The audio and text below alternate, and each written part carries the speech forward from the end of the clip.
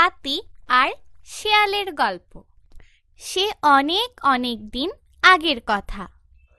চারদিকে তখন কি সুন্দর সবুজ বন, ঝোপঝাড় আর দিগন্তে ঝুঁকে পড়া নীল আকাশের ছোঁয়া।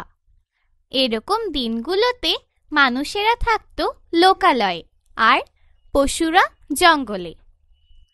মানুষ তখন একটু একটু করে সভ্য হচ্ছে, কি করে সবার সঙ্গে মিলেমিশে থাকা যায় শিখছে সেই সব কায়দা কানুন। ওদিকে বনে বনে তখন পশুদের রাজত্ব, হাজার রকমের প্রাণী, অসংখ্য পাখপাখালি। বেশ শান্তিতেই কাটছিল বনের পাখি আর প্রাণীদের দিনগুলো। কিন্তু একদিন হলো কি, তাড়া খেয়ে মস্ত একটা হাতি এই বনে ঢুকে পড়ল। হাতিটার সে কি বিশাল শরীর, পাগুলো বট পাকুড় গাছের মতো মোটা, সুর এতটাই লম্বা যে আকাশের গায়ে গিয়ে বুঝি ঠেকবে। তার গায়েও অসীম জোর। এই শরীর আর শক্তি নিয়েই তার যত অহংকার, মেজাজটাও দারুণ তিরিক্ষি। তো যেই না হাতিটার ওই বনে ঢোকা, অমনি শুরু হয়ে গেল তোলপাড়। নতুন অতিথি এসেছে, সবাই স্বাগত জানাবার জন্য প্রস্তুত হচ্ছে। কিন্তু ওই দুষ্টু হাতিটার সে কি তুলকালাম কাণ্ড! খুব জোরে গলা ফাটিয়ে দিল প্রচন্ড একটা হুংকার। থরথর করে কেঁপে উঠল সমস্ত বন। গাছে গাছে পরম নিশ্চিন্তে বসেছিল পাখি। তারা ভয়ে ডানা ঝাপটাতে শুরু করলো। মাটির তলায় লুকিয়ে ছিল যে ইঁদুর, গুবরে পোকার দল। তারা বুঝতে চাইল কি এমন ঘটলো যে এমন করে কেঁপে উঠল মেদিনী। হাতিটা এমন ভাব করতে শুরু করলো সেই বুঝি বনের রাজা, গুরু গম্ভীর ভারী কি চালের কেশর দোলানো অমিত শক্তিধর সিংহ। সেও হাতিটার কাছে আসতে ভয় পায়। হালুম বাঘ মামা সেও হাতিটার ধারে কাছে ঘেঁষতে চায় না।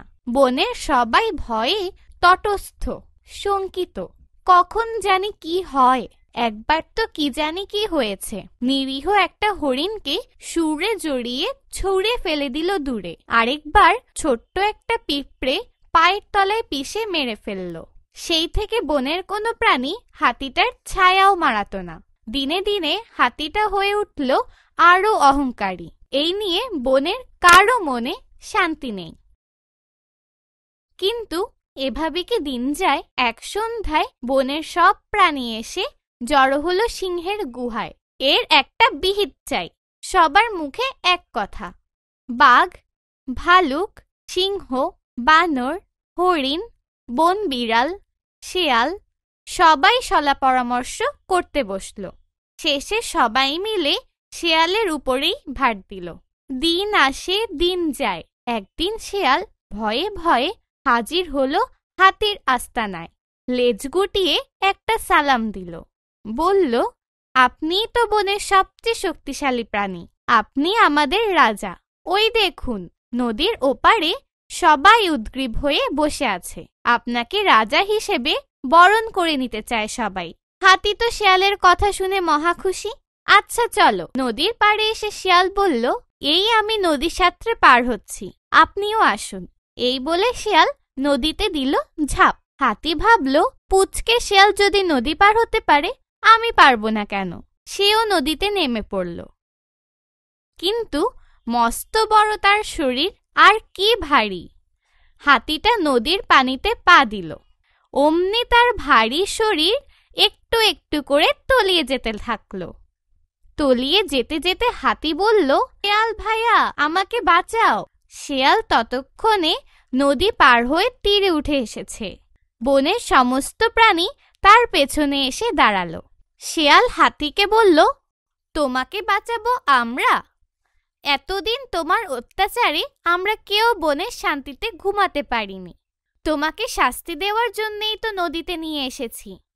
বনের যত প্রাণী ছিল সবাই শেয়ালের কথার প্রতিধ্বনি করে সমস্বরে বলে উঠল, ঠিক বলেছ শেয়াল ভাইয়া, আর দেখব না হাতির ছায়া। আমরা এখন মুক্ত স্বাধীন, নাচছি সবাই তাধিন তাধিন।